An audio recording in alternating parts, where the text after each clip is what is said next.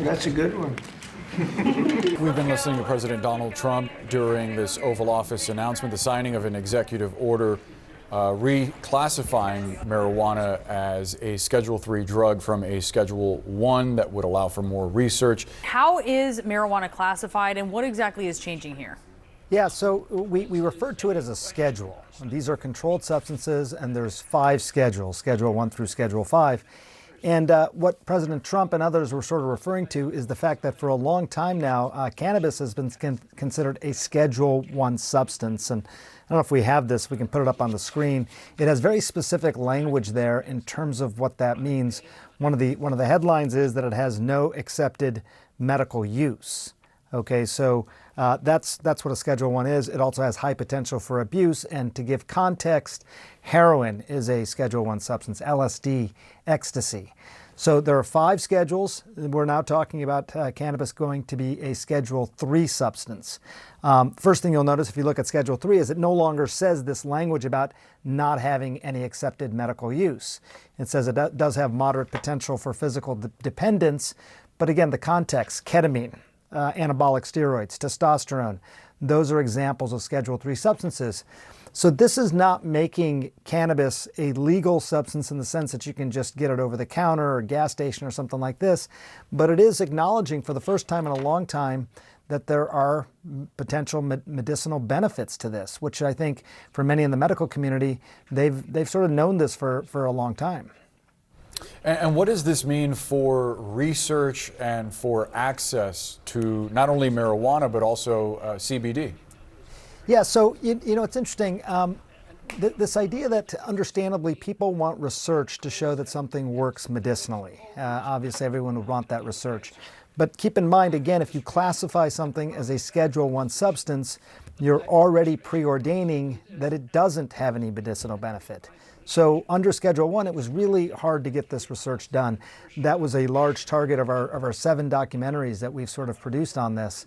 Now as a Schedule III substance, that preordained no medicinal benefit is no longer there. And I think it opens up a lot of research funding.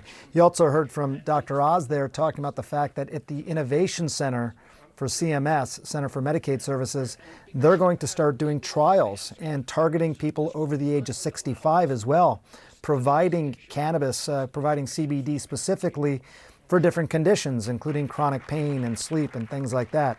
So not only will it be easier to collect data, it sounds like from this announcement today, they're going to start doing that at the federal level. Again, you know, we've seen this for some time. I used to profiled a little girl named Charlotte Figge in one of our documentaries. She had intractable seizures. She had tried everything. She was having hundreds of seizures a week, went on CBD and was able to diminish those seizures significantly. And she was emblematic of so many other children out there. So again, anecdotally, we've known for some time, but now they want to collect the data. Let's go back to the issue at hand of this executive order and bring in our Sanjay Gupta, who has covered cannabis so extensively. What stood out to you in this announcement? How is this going to change things? What is it not going to change? Well, it's not making cannabis legal. I think that was one of the big points that was made over and over again. It is still a controlled substance, and the discussion was really around medicinal use of cannabis, not recreational use. So, you know, keep in mind again, there are these schedules of controlled substances, and they're basically scheduled from 1 to 5 based on how much benefit versus harm these substances may have. And cannabis, I think somewhat inexplicably, was sort of in the highest schedule for a long time, meaning it had no perceived medicinal benefit and had a lot of potential harms such as heroin and LSD and ecstasy.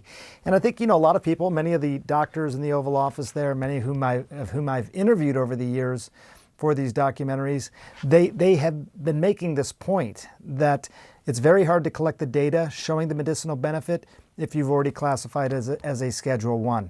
So classifying it as a Schedule III sort of changes the optics of it, if you will. And I think the other big thing that stood out to me was this idea that at a federal level, at the Innovation Center at CMS, Dr. Oz talked about this, they're going to start doing these trials. And they're specifically going to do it in people over the age of 65. They're going to look at conditions like pain and sleep.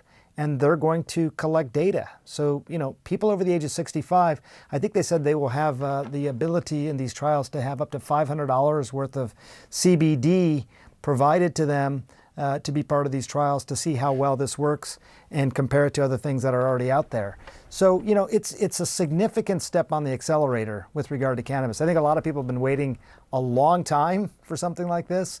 Howard Kessler, who President Trump referred to a couple of times, someone that I talk to pretty regularly about this on background for our documentaries. But they were saying, look, this is something that's going to likely happen. We thought it might still be months, if not years, and all of a sudden it happened this afternoon. And Sanjay, something that the president was asked about here, I think it'd be great to get your take on. A reporter in the room mentioned that there had been several lawmakers that reached out to President Trump to express concerns over this move, potentially leading to more recreational use and opening the door for potential harm. I wonder what your thoughts are on that. Yeah, that was a good question, and Dr. Nora Volkow, who is the head of NIDA, National Institute on Drug Abuse, sort of took that question. This is not legalizing cannabis. It is still a controlled substance, and to give you some context, it's controlled at the level of schedule of things like ketamine. So is there abuse of drugs like that? Yeah, and there has been abuse and recreational use, obviously, of cannabis for a long time. But if you look specifically at what this executive order is doing, this is really on the medicinal side, and I think it's hard to predict all the ripple effects this might have. But I think the biggest one will actually be on research overall, research that a lot of people have been asking for, but unable to obtain because it was a Schedule I substance. So a concern, but probably not as big a concern given that this is focused on medicine.